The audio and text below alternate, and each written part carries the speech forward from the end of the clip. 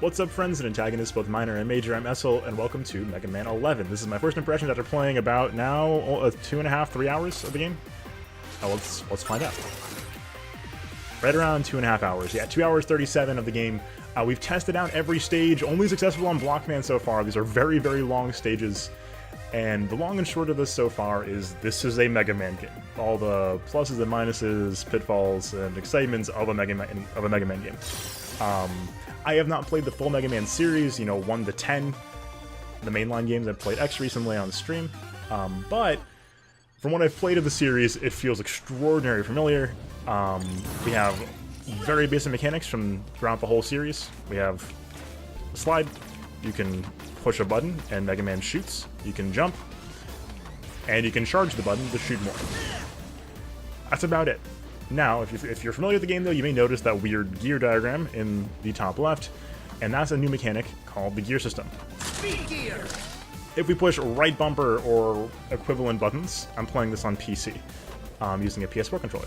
We engage speed gear, which lets us slow down time dramatically, so things move slowly, and because of an upgrade we got, there are parts returning from previous Mega Man games.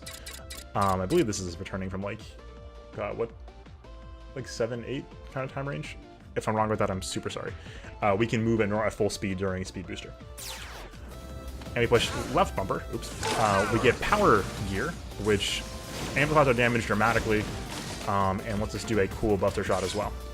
If we fall below, I think, 10% health, we also get access to double gear, which puts on both at the same time, and it's kind of like a last-ditch effort, last stand mode for bosses, and that works out really, really well. So, if you're familiar with the series Mega Man, this is Mega Man. There are 8 stages before the final boss gauntlet, each of which has its own robot master and a core gimmick, a core theme, and gimmick or mechanic. Core theme, soundtrack, all that kind of stuff. You can complete the stages in any order. If we were to go here back to stage select, it's a Mega Man game. They're clearly tapping into nostalgia here. It's pretty straightforward. We go to Acid Man here. We get the classic Robot Master intro, complete with some CRT kind of screen bend there. I think presentation-wise, the game is really nailing it. I know some folks have reported sort of a feeling like this art style is a little bit hit or miss, and I understand that. For me, I think it works really well as a way to sort of adapt a 2D playstyle into 3D in a way that's really, really fluid. It looks really cool. This stage's main mechanic is these syringe guys. When the water turns green, we're in trouble. Until then, just all warnings. So the biggest change that I've experienced from existing Mega Man gameplay is the gears. You really can use these whenever you feel like. It's just a tap of the appropriate bumper and you're engaging the gear. They cool down really rapidly, but they do have a meter there that'll fill here, and then later up it'll swap to the top left over there, or whatever direction I should be pointing, and will overload and disable full use of the gears until that meter cools down. So you really don't want to overload, but you can get right up to the edge if you're paying attention. So the system is really flexible and should be used whenever you have the time and mental energy to remember that you have it.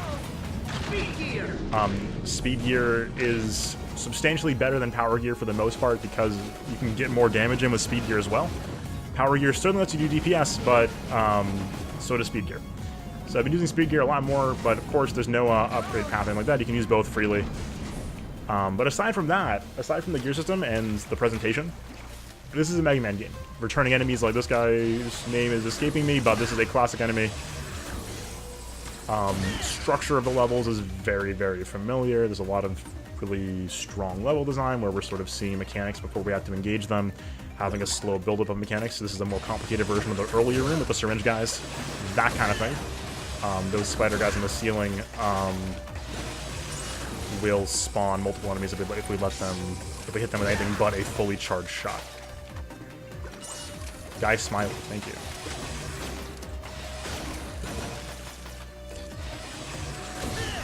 So, but yeah, I mean, I think in terms of evaluating this so far, if you like Mega Man, give it a shot. It's a Mega Man game. It's a new one. I think it so far has been really enjoyable. I felt so far that the game is rather punishing. So again, I haven't played every game in the mainline Mega Man series, and certainly not all of them to completion. But that being said, the difficulty feels very familiar in a way that is certainly going to be something good if you're looking for a more punishing Mega Man game. Including insta-death spikes. So this is not a modern, streamlined Mega Man. The gear system enables the game to do some stuff that it wouldn't be otherwise. So I've noticed on average, windows of opportunity to attack enemies are way shorter than they'd be on average because you have the ability to stop time. Puzzles can get a little bit more complicated. Platforming challenges can get more complicated because speed gear gives them some latitude to make things tricky without making it impossible. And of course, if you feel like the challenge, you can always do it without speed gear if you're looking for a harsh challenge on your own. Beyond that, I really enjoyed the soundtrack so far. I think it's a very strong soundtrack. All the tunes are, you know, sort of these electronic synth-heavy tracks that are reminiscent of older titles without feeling antiquated. Or even directly that nostalgia baby. I think that's the key of this game so far that I'm enjoying, is that it seems to be pointing to older games to sort of say, hey, remember these, if you like these, you're going to like this, but it doesn't quite overindulge the nostalgia. Because again, this is a new style. The game is distinct and new, and it feels more like an iteration on the series than it does a nostalgia cash-in. It is that, of course, but way less than I was expecting.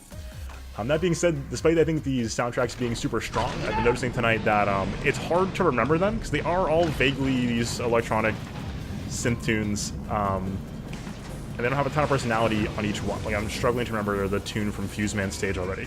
We just played that. So I think the... Oh, we have the boss here.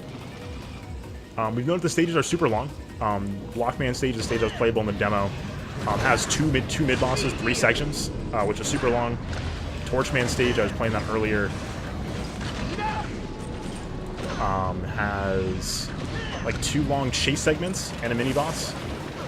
So they're extremely long stages compared to your average stage of anything. So I'm not quite sure what the mechanics are for this guy yet. We haven't done this stage too much. I wanted to get a little bit of the sampling of the stages to let you guys know the full breadth of it, but it seems like, again, things are about even for Mega Man and what you'd expect. Checkpoints are certainly classic Mega Man, fairly harsh. So we can show you guys power gear in a sec here. This is power gear. Fires in bursts, and we can charge up to do a really, really heavy burst.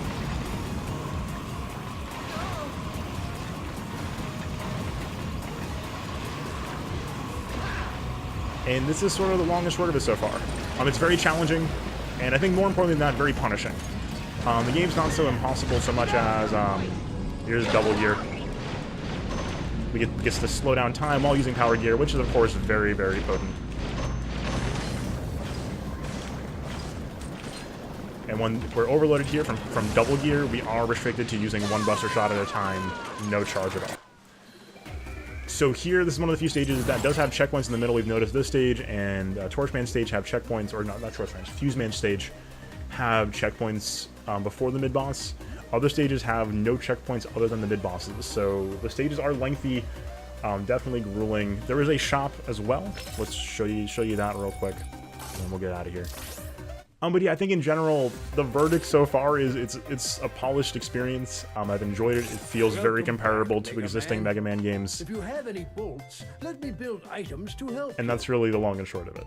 If you are bothered by English voice acting, this might be a thing that upsets you. I believe there is a way to turn down voices if you want to. But yeah, again, I'm not quite sure which games in the series have a shop like this. I know I've seen it before. There are persistent upgrades, things like energy balancing, so your weapon pickups fill the gauges that need them, that kind of thing. Better grip on ice, stuff like that, as well as consumables like energy tanks, 1-ups, that kind of thing, which have a limit per level.